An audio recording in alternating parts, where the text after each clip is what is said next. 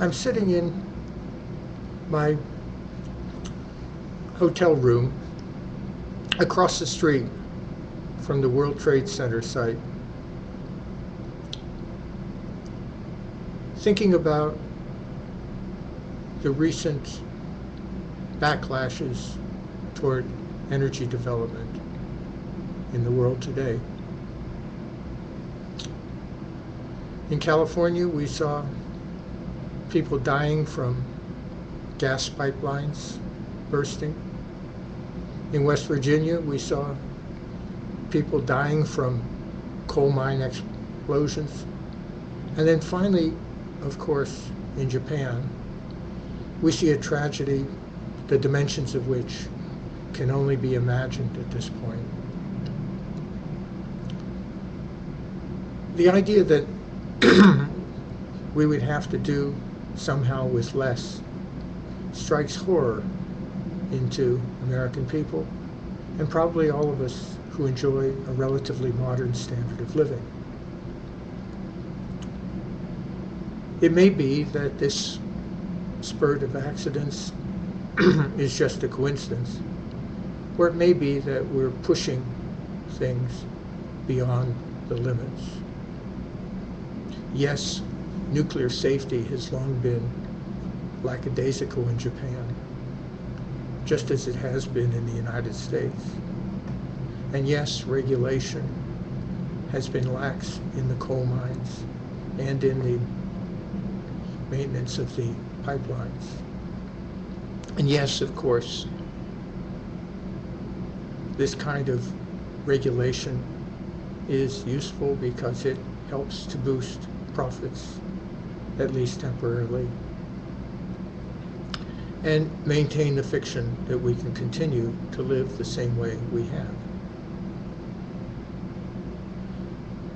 I don't expect that anybody looks forward to the idea of going back and living like the Native Americans several centuries ago, or even the standard of living of people 3 or 4 centuries ago in advanced countries such as England. At the same time, it's unclear as to what our options are. Are we to continue heedless of the dangers of what we're doing in order to temporarily enjoy a better standard of living? Or is it better that we draw back and make changes very quickly? But change is, of course, impossible, that is, rational change, in light of the dysfunctional political system that we have in the United States and pretty much around the world. That is, we see a different kind of explosion in the Middle East in which unpopular governments were at first rocked. 2 countries seem to have made considerable progress, Egypt and Libya, and the rest seem to be falling back into bloodshed, despite the overwhelming unpopularity of these governments. How is it that people are going to be able to get a handle on what needs to be done in order to make a better way of life? I'm going to stop for a second. I don't know if this is recording or not. Excuse me. Yes, it seems to be working. We don't have a functional political system. A few corporations can buy compliant politicians who can deny problems exist, or maybe explain it on such bizarre problems as the lack of a gold standard or some other ridiculous notion to explain the malfunctioning of the economy. Or perhaps it was the excessive regulation that caused these problems. There's no limit to the nonsense that can be pushed in our present economic system. What then are we supposed to be doing? Of course, we need to organize. But organization is very difficult and time-consuming. I'm here in New York at the Left Forum, and I have not taken my wife on a vacation for many, many years. So I agreed to stay at the Hilton Hotel just across the street from 9/11. It's a bizarre thought to see the emptiness of the site despite the construction, and to think about the outcome, the explosion. And I'm not thinking of the immediate destruction